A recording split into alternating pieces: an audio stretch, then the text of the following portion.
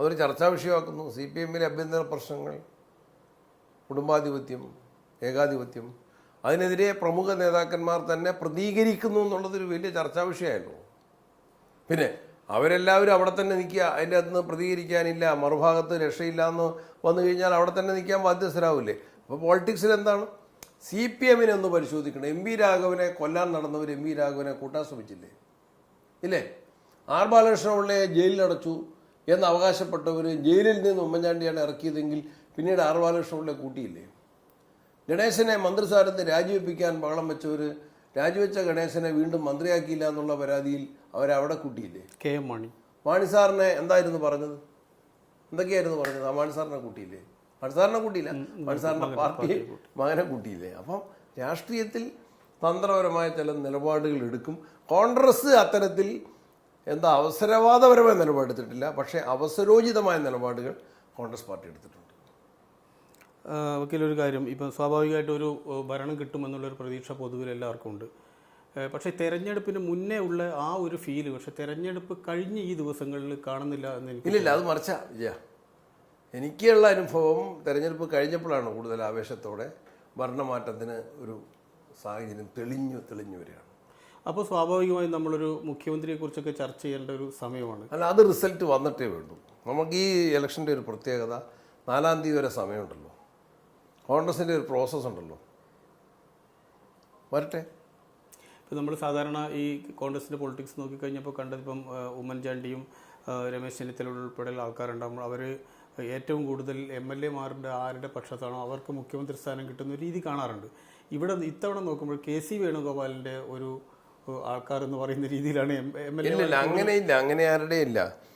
MLA-മാരുടെ ഭൂരിപക്ഷം നോക്കിയിട്ടുമല്ല, പക്ഷേ MLA-മാരുടെ അഭിപ്രായം ആരാഞ്ഞുകൊണ്ട് തന്നെ ആണ് വരുന്നത്. AICCക്ക് അതിൻ്റെ പ്രൊസീജിയറുണ്ട്, വ്യക്തമായ പ്രൊസീജിയറുണ്ട്. ജയിച്ചു വരുന്ന MLA-മാരെ കേൾക്കും. ഞാൻ നേരത്തെയും പറഞ്ഞു, 2011 ഞാൻ ആദ്യമായിട്ട് MLA ആകുമ്പം ഡൽഹി മുഖ്യമന്ത്രി ഷീലാ ദീക്ഷിതാണ് ഞങ്ങളെ അഭിപ്രായം വന്നത്. അവരോടാണ് ഉമ്മൻചാണ്ടിയുടെ പേര് പറയുന്നത്. അപ്പം അങ്ങനെ പേരുകൾ വരും. ഇപ്രാവശ്യം സതീശൻ 2021 പ്രതിപക്ഷ നേതാവാകുമ്പം ഇന്നത്തെ കാർഗേജിയാണ് അന്ന് വന്നത്. അദ്ദേഹത്തോടാണ് ഞാൻ സതീശൻ്റെ പേര് പറയുന്നത്. അപ്പോൾ പേരുകൾ പലത് വരാം സ്വാഭാവികമായും. AICCക്ക് അതിൻ്റെ പ്രൊസീജിയറുണ്ട്, അതനുസരിച്ച് പല പേരുകൾ വരും. ആ പേരുകളിൽ സൂട്ടബിളായിട്ടുള്ള പേര് പല ഘടകങ്ങൾ ആലോചിച്ച് ഹൈക്കമാൻഡ് പ്രഖ്യാപിച്ചാൽ ഒറ്റ പേരിലേക്ക് എത്തും. അതിന് ഡിസ്പ്യൂട്ട് ഉണ്ടാവില്ല.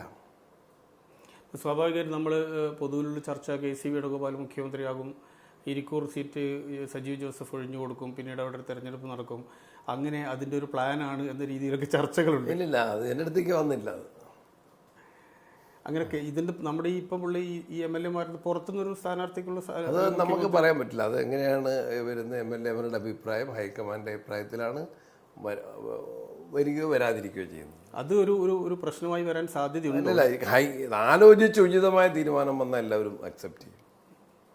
ഇൻ കൺസൾട്ടേഷൻ, പ്രോപ്പർ കൺസൾട്ടേഷൻ, അതായിരിക്കും തീരുമാനം എടുക്കുന്നത്. ഒരു ഉപമുഖ്യമന്ത്രി സ്ഥാനം ഉണ്ടാകും എന്നുള്ള രീതിയിലുള്ള ഇല്ല, വേണ്ടല്ലോ. ആരും ആവശ്യപ്പെട്ടിട്ടില്ല. ഇതുവരെ ആരും ആവശ്യപ്പെട്ടിട്ടില്ല. ലീഗ് അതിൻ്റെ അകത്ത് ഇല്ല, വേണ്ടെന്നല്ലേ കുഞ്ഞാലിക്കുട്ടി സാഹിബ് പറഞ്ഞു. അവകാശവാദം ഉന്നയിക്കുന്നില്ലെന്നല്ലേ. ഈ നമ്മളെ ഇപ്പം താങ്കൾ ഈ വയനാട് ഫണ്ടുമായി ബന്ധപ്പെട്ട ചോദ്യമാണ്. അപ്പോൾ അതിൽ ആ കണക്കുകൾ വിശ്വസനീയമല്ല എന്ന് പൊതുവിൽ ഏതോ ഒരു നോട്ടീസിൻ്റെ പുറകിൽ എഴുതിക്കൊണ്ടെന്ന് വായിച്ചു എന്നൊക്കെ പറഞ്ഞൊരു പരിഹാസ്യ രൂപത്തിലാണ് MP ഗോവിന്ദ മാഷ് ഉൾപ്പെടെയുള്ള CPM-ൻ്റെ നേതാക്കളെല്ലാം തന്നെ പറയുന്നത്. സത്യത്തിൽ അതിൻ്റെ അകത്തൊരു ഒരു അവ്യക്തതയുണ്ടോ?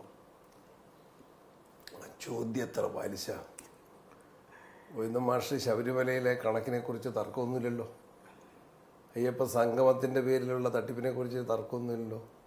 ഞാൻ തന്നെ എൻ്റെ വീട്ടിൽ നടത്തിയ വാർത്താ സമ്മേളനത്തിൽ ഞങ്ങൾക്ക് ഇന്ന നമ്പറിൽ ഇന്ന ബാങ്കിൽ അക്കൗണ്ടുണ്ട്, അതിലേക്ക് ഇത്ര പണമാണ് കളക്ട് ചെയ്തത്, യൂത്ത് കോൺഗ്രസ് തന്ന പൈസ ഇത്രയാണ്, ഞങ്ങൾ ഇന്ന സ്ഥലം വാങ്ങിയിട്ടുണ്ട്, ആ സ്ഥലം വാങ്ങിയതിന് മുടക്കിയ പൈസ ഇത്രയാണ്, രണ്ടാമത്തെ സ്ഥലം വാങ്ങാൻ അഡ്വാൻസ് കൊടുത്തിട്ടുണ്ട്, അതിന് മുടക്കിയ പൈസ ഇത്രയാണ്, ഞങ്ങൾക്കാകെ കിട്ടിയ പണത്തിൻ്റെ പുറത്ത് ഇതിനായിട്ട് പിരിച്ച പണം അത് തികയാതെ വന്നു, സ്ഥലം മേടിക്കാൻ തന്നെ തികയാതെ വന്നപ്പോൾ ഞങ്ങൾ KPCCയുടെ സ്വന്തം ഫണ്ടിൽ നിന്ന് കാശ് മുടക്കി 1,00,000-ലേറെ രൂപ മുടക്കിയിട്ടാണ് ഞങ്ങൾ സ്ഥലം വാങ്ങിയിട്ടുള്ളത്.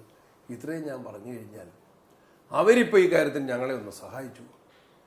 വയനാട് വീട് കോൺഗ്രസിൻ്റെ വീട് നിർമ്മാണത്തിൻ്റെ കാര്യം എടുത്തിട്ട് അലക്കിയപ്പോൾ ഞങ്ങൾക്ക് ശബരിമല ഒന്നും കൂടി ആവർത്തിച്ച് ജനങ്ങളെ ഓർമ്മപ്പെടുത്താൻ അവർ അവസരം നൽകി. ഇത് പാർട്ടി ഫണ്ടല്ലേ. ഏതെങ്കിലും കുഞ്ഞികൃഷ്ണൻ എന്താ പറഞ്ഞത്? പയ്യന്നൂരിലെ രക്തസാക്ഷി കുടുംബസഹായ ഫണ്ടിൽ തിരിമറി, അത് പറഞ്ഞ കുഞ്ഞികൃഷ്ണനെ പുറത്താക്കി. ഇത് കോൺഗ്രസിൻ്റെ ആരെങ്കിലും പറഞ്ഞിട്ടുണ്ടോ? ഇതൊരു അക്കൗണ്ടല്ലേ, ബാങ്കിൽ അക്കൗണ്ടല്ലേ, നിങ്ങൾക്ക് വെരിഫൈ ചെയ്യാം. ആ ബാങ്കിൽ അതിനേക്കാൾ കൂടുതൽ വന്നെങ്കിൽ ബാങ്ക് അക്കൗണ്ട് സൈറ്റ് കൊണ്ടല്ലേ പറഞ്ഞ് ഇത്ര രൂപ ബാങ്കിൽ വന്നു, ഇത്ര രൂപയുടെ ആധാരം ചെയ്തു, രേഖകൾ വെച്ചല്ലേ പറയുന്നത്. അപ്പോൾ രാഷ്ട്രീയ നേതാക്കന്മാർ സംസാരിക്കുമ്പോൾ കുറച്ചൊക്കെ ആധികാരികമായിരിക്കണം, കുറച്ചൊക്കെ അടിസ്ഥാനം ഉണ്ടാകണം സംഭാഷണങ്ങളിൽ, വളരെ ബാലിശമാകരുത്.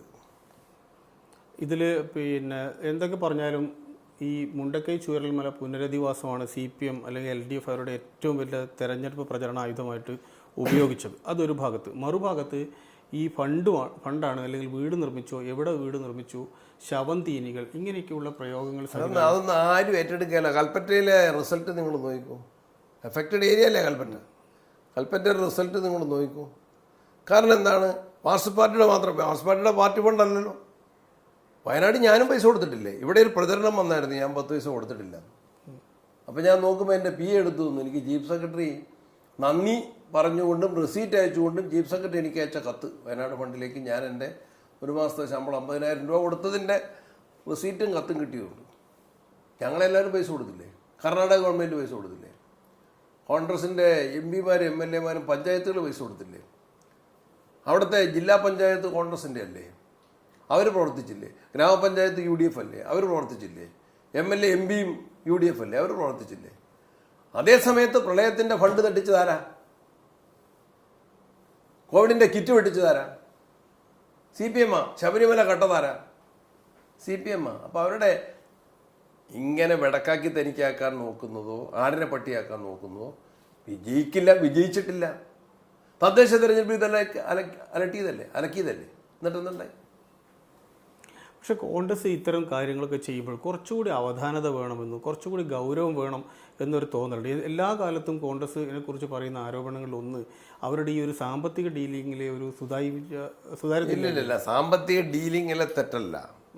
ഒരു കാര്യത്തിൽ ഇതിൻ്റെ അകത്ത് വരേണ്ടത്, ഇങ്ങനെ ഒരു പ്രപ്പോസൽ വരുമ്പോൾ 2 കാര്യമുണ്ട്. ഒന്ന്, ഇതിനോട് ഗവൺമെൻറ് എന്ന നിലയ്ക്ക് സഹകരിക്കാം.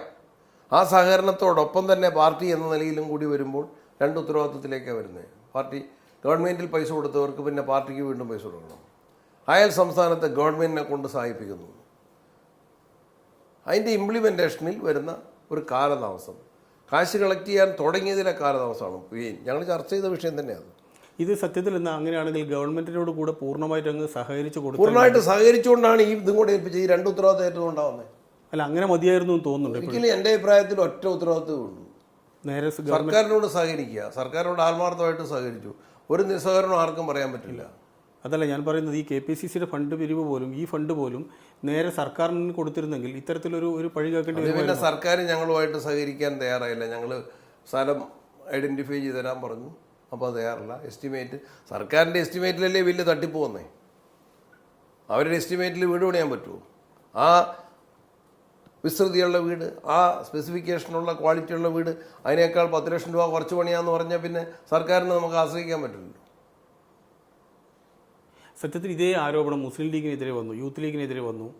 ആ സമയത്ത് അവർ അതിനെ വളരെ പെട്ടെന്ന് തന്നെ പണം കണ്ടെത്തുന്നു, സ്ഥലം കണ്ടെത്തുന്നു, വീട് പണിയെടുക്കുന്നു, വീട് കൈമാറുന്നു. ഇത്രയും കാര്യങ്ങൾ അവർ ചെയ്തിട്ടുണ്ട്. അവർക്ക് അതുകൊണ്ടൊരു വലിയ രീതിയിലുള്ള ഗുണമുണ്ടായി. പക്ഷെ അതുപോലെ ഒരു മെഷീനറി എന്താണ് UDFന് അല്ലെങ്കിൽ കോൺഗ്രസ്? അതിൽ മെയിൻ കാര്യം ഈ സ്ഥലത്തിൻ്റെ വിഷയമാണ്. മെയിൻ കാര്യം വന്നത് സ്ഥലം ലഭിക്കാനുള്ള കാലതാമസമാണ്. അപ്പോൾ പിന്നെ നമ്മൾ വേറെ സ്ഥലം അന്വേഷിക്കേണ്ടി വന്നു. ആ സ്ഥലം മേടിക്കാനുള്ള സാങ്കേതികത്വം വന്നു. പിന്നെ ഈ ഫണ്ട് കളക്ഷനുള്ള ആപ്പ്, അതിൽ തുടക്കം, അതിൽ ഒരു താമസം വന്നു. പിന്നെ ഇതിനിടയ്ക്ക് ഇലക്ഷനുകളും പലത് വന്നില്ലേ. വയനാട്ടിൽ തന്നെ ബൈ ഇലക്ഷൻ വന്നു, മനസ്സിലാക്കണം. അതെ, സത്യത്തിൽ ഇപ്പോൾ അവിടെ MP കോൺഗ്രസിൻ്റെയാണ്, MLA കോൺഗ്രസിൻ്റെയാണ്, ജില്ലാ പഞ്ചായത്ത് കോൺഗ്രസിൻ്റെയാണ്, എല്ലാം ഇപ്പോൾ ഗ്രാമപഞ്ചായത്ത്. അവരെല്ലാം വേറൊരു കാര്യം, MP എന്ന ഒഫീഷ്യൽ കപ്പാസിറ്റിയിൽ ഒരു ജോലി എടുക്കുന്നു. ജില്ലാ പഞ്ചായത്ത് പ്രസിഡന്റ് ആ ഒഫീഷ്യൽ കപ്പാസിറ്റിയിൽ ഗവൺമെൻറ്റിനോട് സഹകരിക്കുന്നു. പാർട്ടി കപ്പാസിറ്റിയിൽ അവർ വേറെയും ചെയ്യുന്ന ഡബിൾ ഉത്തരവാദിത്തമാണ് ഞങ്ങൾ വഹിച്ചത്.